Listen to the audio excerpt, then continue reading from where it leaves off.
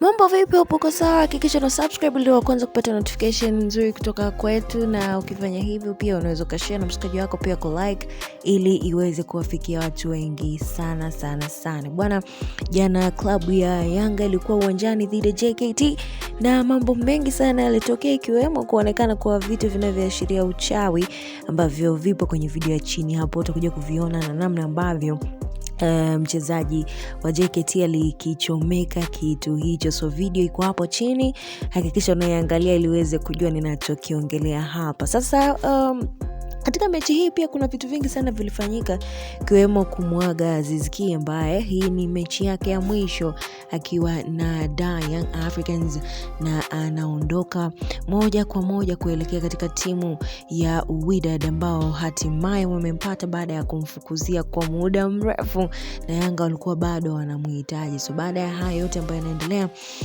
Aziz Ki sasa anaondoka na kuelekea kwenye klabu ya Wydad ambayo inatarajiwa atafika majira ya saa 4 na ataondoka. Lakini sasa moja kati ya vitu ambavyo watu wengi walikuwa pia hawafahamu ni kwamba Aziz Ki alikuwa akitafutwa muda mrefu sana na Wydad, na katika mtafutano huo sasa hivi Yanga wameona isiwe kesi, ameshafanya vitu vingi sana na anaweza kwenda kuitumikia klabu hiyo ya Wydad.